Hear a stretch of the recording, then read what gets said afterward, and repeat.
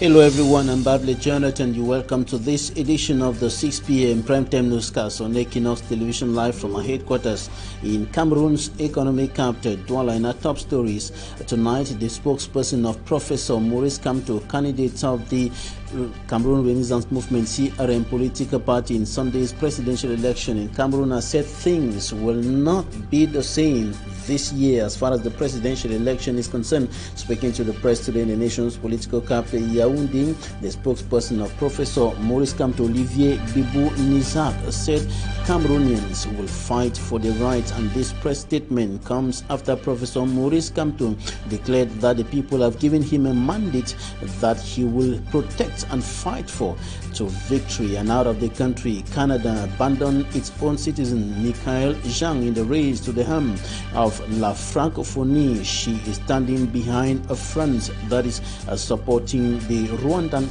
candidate. Those were top stories.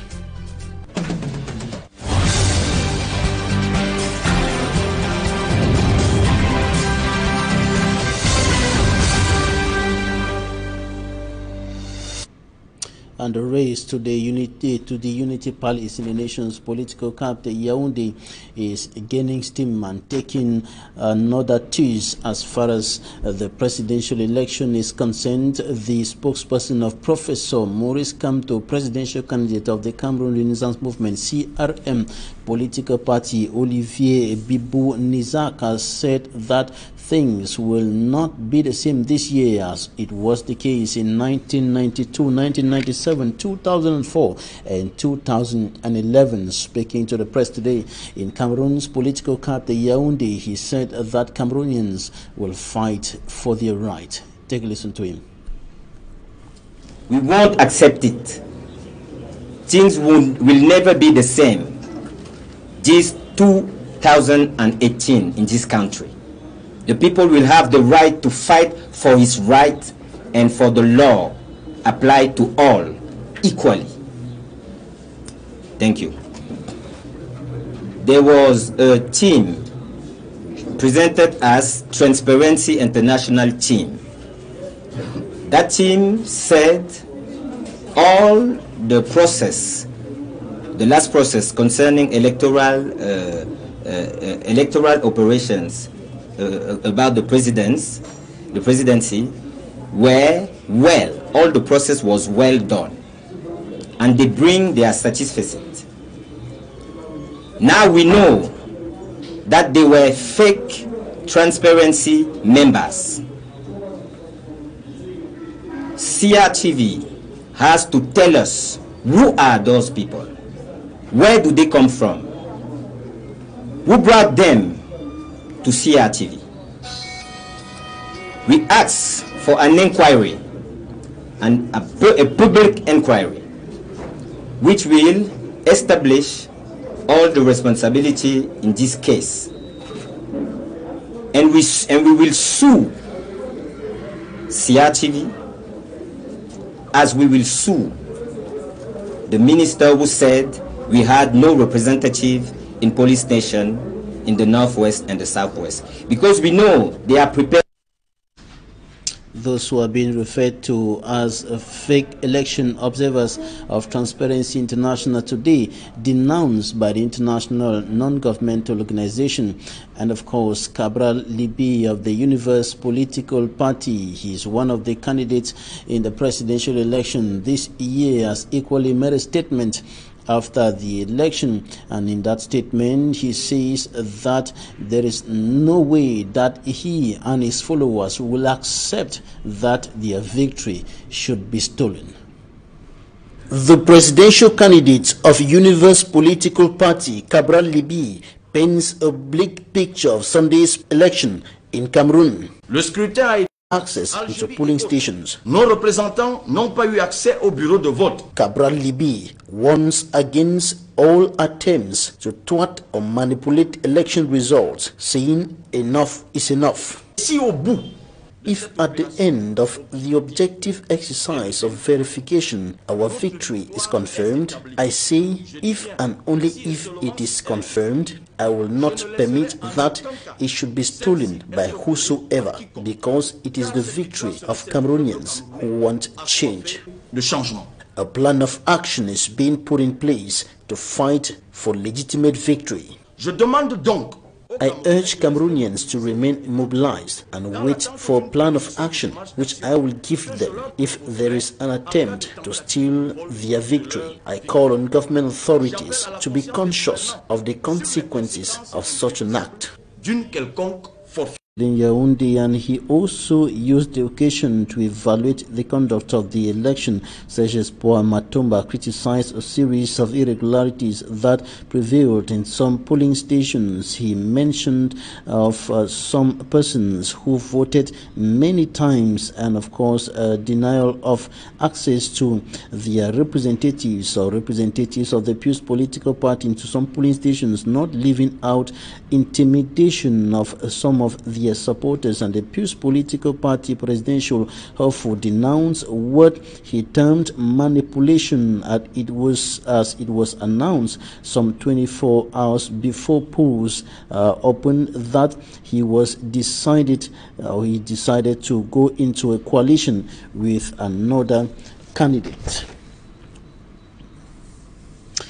That is it for the presidential election in the Republic of Cameroon. In the course of this newscast, we'll be coming back to the issue of fake election observers who spoke to the press in the nation's political capital, Yaoundé, and claimed to be observers from Transparency International. The organization has, however, denounced the election observer, saying that it did not send any election observer in the Republic of Cameroon. Details with Fomi Armstrong Sanda.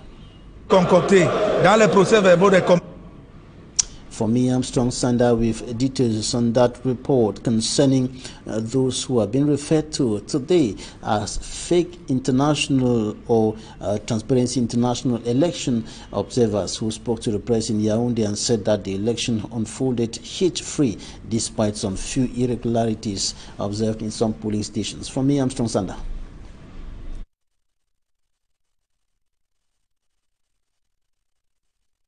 In this report, aired on the state broadcast media Monday, October 8, in the course of a special bilingual newscast, the reporter presented Norrit Gringa and 5 others as a team of election observers from the renowned Transparency International.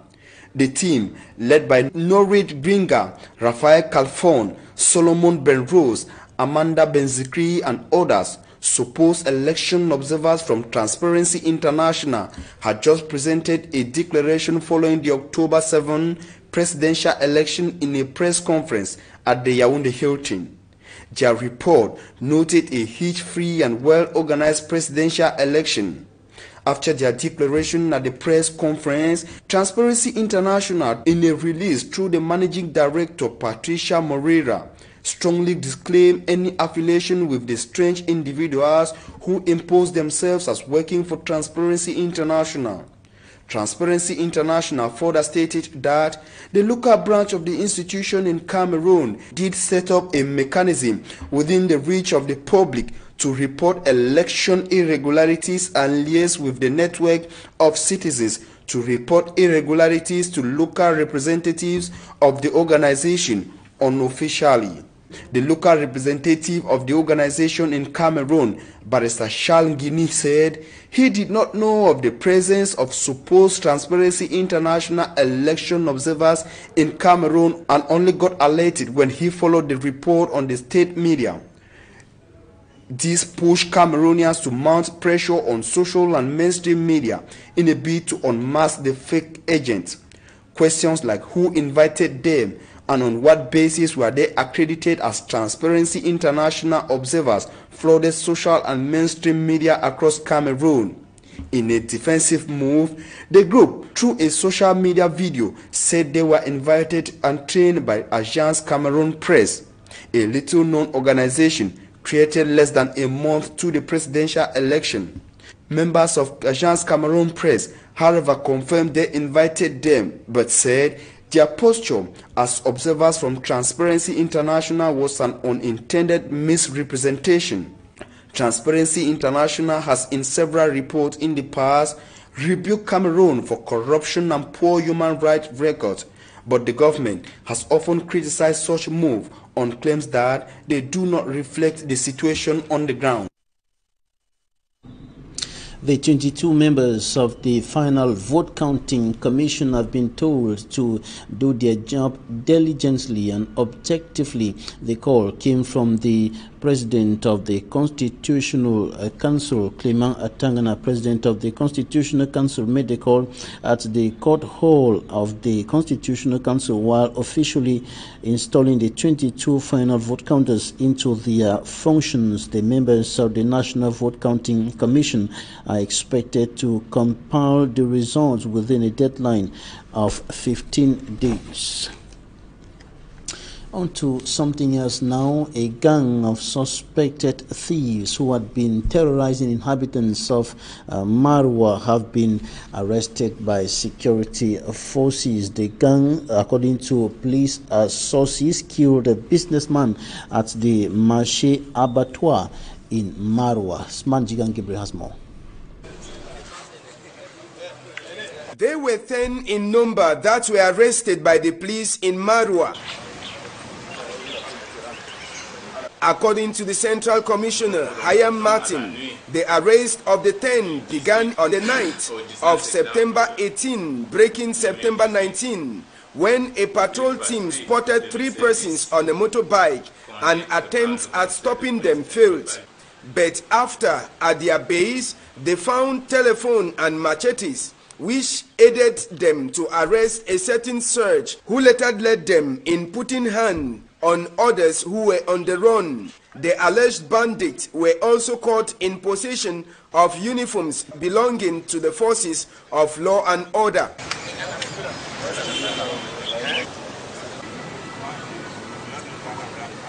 For the Central Commissioner, Hayim Martin, police is always ready to work. If there are cases of harassment and refusal to abide to the law, it is not because the police force is not working, but we need collaboration to put to an end such issues. The 10 alleged bandits, after interrogation, also accepted killing a certain Bonzini at the Marché Abattoir in Marwa and also involved in several other attacks in the town of Marwa. Insecurity has been on the rise and a major problem in Marwa, a regional capital of the Far North region of the Republic of Cameroon, as a result of activities of suspected bandits and militants of the Nigerian terrorist sect Boko Haram in that part of the country. Now we take a look at what some students in Lum, in the Mongo division of the littoral region of the country, have been doing since they succeeded in their baccalaureate examination in the French subsystem of education. Have they been receiving orientation as far as the next steps in the academic ladder is concerned? This is a question that will be answered in the following report. When the baccalaureate results were released, successful candidates were overjoyed. Little did they know they were getting to understand Cameroon better. In Lum, in the Mongo division of the littoral region, these students dreamed to further their education in Cameroon and abroad. J'ai opté pour une bourse marocaine pour pouvoir continuer mes études de médecine à l'étranger. Je pense faire l'ENS et les travaux publics. Realizing how costly it is to enroll in a professional institution in pursuance of their career, the bright smile on their faces disappeared when the 2018-2019 academic year drew closer. In Cameroon. De continuer mes études à l'université. Reason why, after obtaining his baccalaureate, he preferred to engage in the bike riding sector. Mais la seule chose que quelqu'un peut faire, il n'y a pas mieux que la moto maintenant à faire. Others decided to idle around, while some girls assist their parents in their low-income generating businesses. Je vois que vraiment, je ne peux pas attacher les bâtons comme ça jusqu'à avoir 400 000 pour envoyer l'enfant à l'école. As most of them were totally discouraged and didn't intend going back to school, their mates strive to save some money in order to continue their education. poverty and unemployment, two major problems affecting the daily lives of young people, in particular in the Republic of Cameroon, now out of the country. Canada seems to have abandoned its own citizen, Michael Jean, in the race to the post of Secretary General of La Francophonie. She has decided to stand behind France, which is supporting the candidacy of a Rwandan. Details in this report by Mimi Mefo.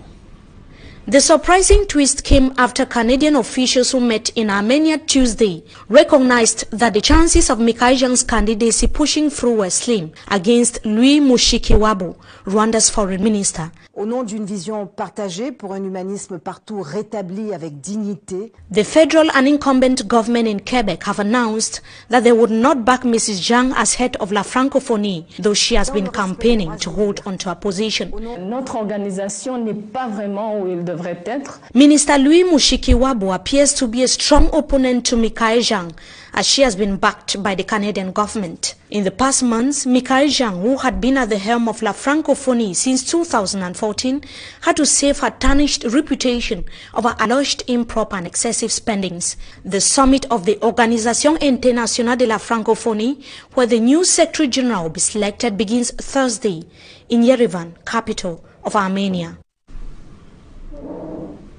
Mimime for reporting there. Thanks for this report, staff lady. That's it for this edition of the news on Equinox Television. Goodbye.